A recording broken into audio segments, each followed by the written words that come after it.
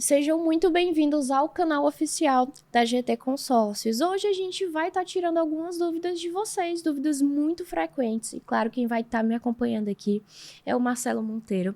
Marcelo, muito obrigado por ter tirado esse tempinho tão corrido para estar conversando com a gente. Hoje a gente vai conversar sobre muitas coisas e tirar dúvidas de muitas pessoas. E uma das principais dúvidas que eu tenho certeza que chega para você é: Marcelo, qual é o melhor consórcio hoje? Essa pergunta é muito boa. Na verdade, não existe o melhor consórcio. Todas as empresas que atuam hoje com consórcio, regulamentadas pelo Banco Central, elas são de procedência. Qualquer consórcio que você fizer vai funcionar, né? A questão é que existem empresas que têm algumas regras, algumas coisas que podem fazer, não é porque é consórcio que é tudo igual.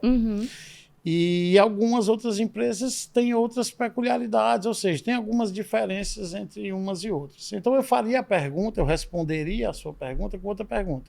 O que é que você pretende com o consórcio?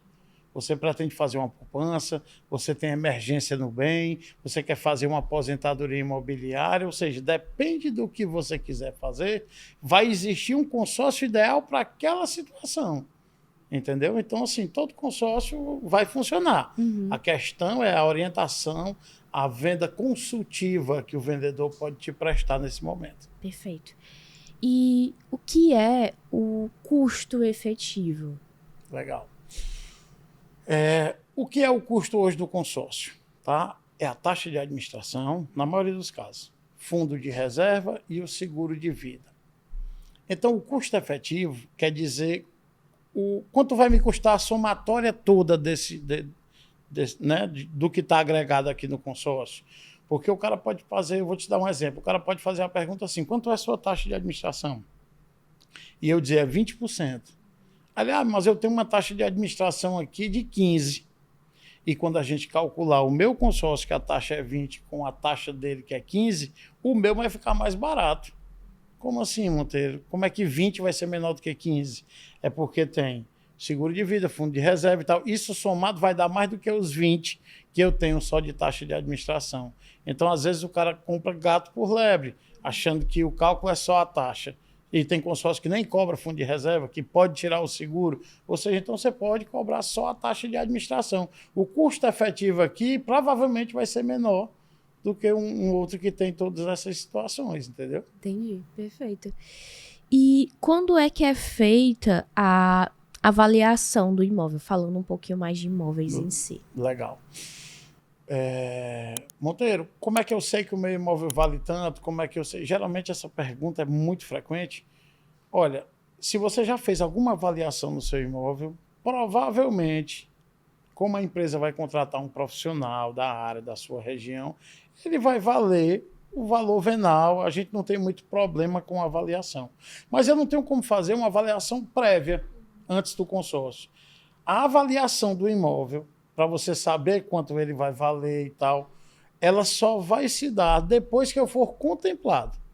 Eu fui contemplado, agora sim eu vou fazer a vistoria no imóvel, um profissional vai lá, vai dizer, olha, o imóvel vale tanto, a administradora vai verificar essas informações, vai constatar que o imóvel realmente vale tanto. Ou seja, depois da contemplação, eu consigo fazer uma avaliação. Monteiro, não existe nenhuma administradora que eu consiga fazer uma avaliação prévia. Existe. Qualquer coisa, me chama aí. Que você já sabe com quem falar, né? Exatamente. E eu acho que essa pergunta deve ser muito frequente para você também. Qual é o tipo de bem e idade que o consórcio aceita? É assim, eu vou comprar um carro no consórcio, tá? De consórcio para consórcio, um vai aceitar carros com 5 anos de uso, o outro vai aceitar com 7, até com 12 anos vai aceitar. Ou seja, eu tenho que saber e perguntar na hora que eu vou contratar o consórcio, se eu estiver falando com um profissional, evidentemente, esse consórcio aceita carro até que ano? Isso é importantíssimo, porque senão eu vou contemplar e não vou poder comprar o carro, porque o carro que eu imaginei era de um ano que a administradora não aceita, né? Isso é uma pergunta fundamental, isso acontece muito.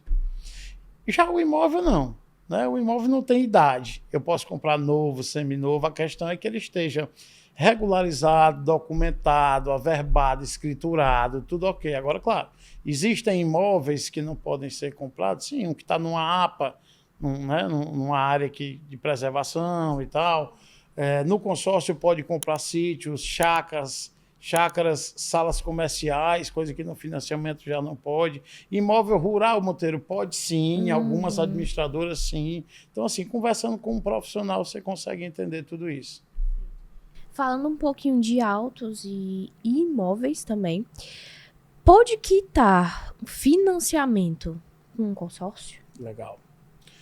60% das minhas operações são para quitar financiamento, para você ter uma ideia. O cara fez um financiamento de um veículo, de um imóvel, depois ele se arrependeu e ele faz um consórcio para com uma carta de crédito ele quitar aquele financiamento. Tem clientes até que, para não perder uma bela oportunidade de compra, ele financia e amanhã ele já faz um consórcio para quitar, né, e trocar a dívida de juros por taxa de administração e ficar pagando um consórcio. Ou seja, ele diminuiu aquela conta dele, os juros, enfim. Muita gente faz isso. Agora, tem peculiaridades. Um exemplo. Para eu quitar um financiamento, em algumas administradoras, na grande maioria, eu tenho que deixar um outro bem como garantia enquanto eu faço a quitação do consórcio para o banco. Eu tenho que ter um outro bem. E tem administradoras que não, que eu não preciso desse bem. Nesse intervalo, um próprio documento já se resolve isso. Então, é importantíssimo também saber onde está fazendo. A assessoria do profissional é fundamental, Lara, é isso que eu estou querendo dizer, né?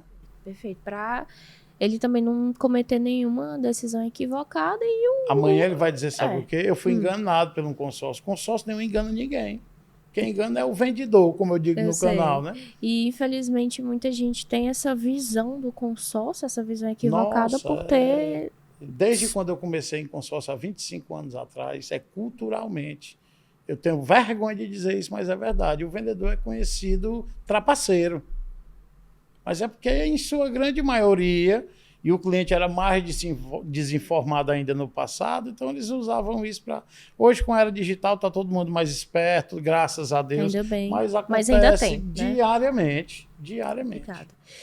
E essa pergunta também deve envolver muitos equívocos para vocês.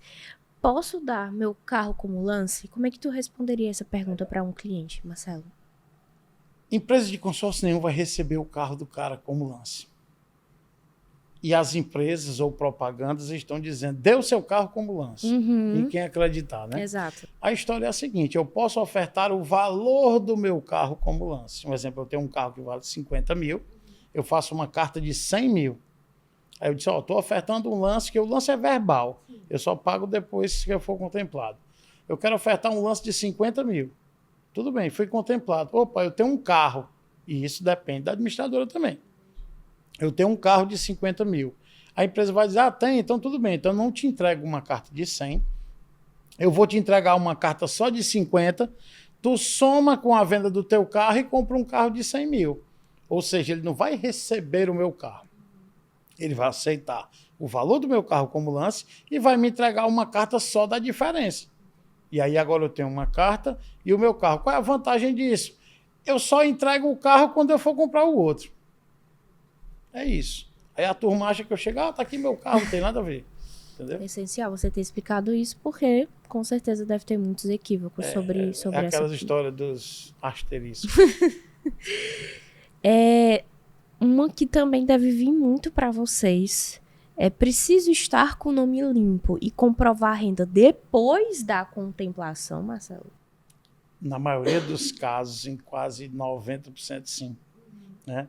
Porque, assim, hoje você faz um consórcio, existem algumas administradoras que eles vão fazer uma pré-análise. A Lara daqui nem passa, ou então a Lara daqui prossegue. Alguns grupos vão abrir para a Lara, outros para mim não vão. Ele vai me dar um limite de consórcio que eu posso fazer, valor de parcela, crédito. Isso baseado com a renda, não é isso? Está indo para uma tendência que todas as administradoras vão fazer esse... Mas existem muitas que não fazem.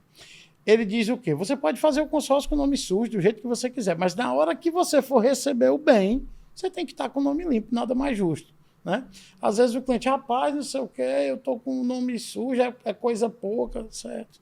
Mas se você for comprar um sapato, numa sapataria, você tem que estar com o nome limpo. E um carro não vai... Então, quer dizer, eu posso fazer o consórcio, posso sim, estou com uma restriçãozinha, Monteiro, mas estou resolvendo. Isso acontece muito. Beleza, faz aí quanto você tiver contemplado, você tem o tempo que você julgar necessário.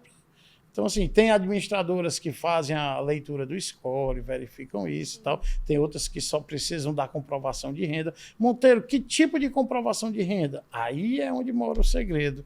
Tem umas que só aceitam imposto de renda, tem umas que aceitam movimentação bancária. Então, tá vendo? Como são Sempre muitos vai detalhes. depender em muitos detalhes, né? O Muito ideal é que a específico. pessoa te conduza para o teu perfil. Então, O melhor profissional, a entrevista é fundamental. Perfeito, né? perfeito. Essa pergunta até parece um pouquinho com a anterior, mas tem alguma diferença sim. Para fazer o consórcio, precisa estar com o nome limpo? Eu acabei foi respondendo antecipadamente, né? Mas, enfim, em algumas administradoras você faz uma pré-análise, né? Quando se faz essa pré-análise, ele já está dizendo para você que também, depois que você estiver contemplado, não tem mais que verificar nada, você já foi autorizado. Claro, eles vão ver se lá no momento o cara teve algum apontamento nesse intervalo, eles vão verificar. Mas você não vai ter que fazer um novo cadastro, não vai passar por uma nova aprovação de crédito, já que uma vez já foi aprovado, né? Ou seja, dá para fazer com nome limpo? Dá, evidentemente. Dá para fazer com nome sujo? Também, depende do consórcio. Perfeito. A taxa de administração é o principal fator que eu devo buscar na escolha de um consórcio? Essa pergunta é uma das melhores Frequente que eu também, acho né? também. Porque assim, o consórcio já é barato demais, né? Aí a pessoa quer fazer um consórcio e ainda quer a menor taxa de administração possível. E, de certa forma, ele está correndo risco.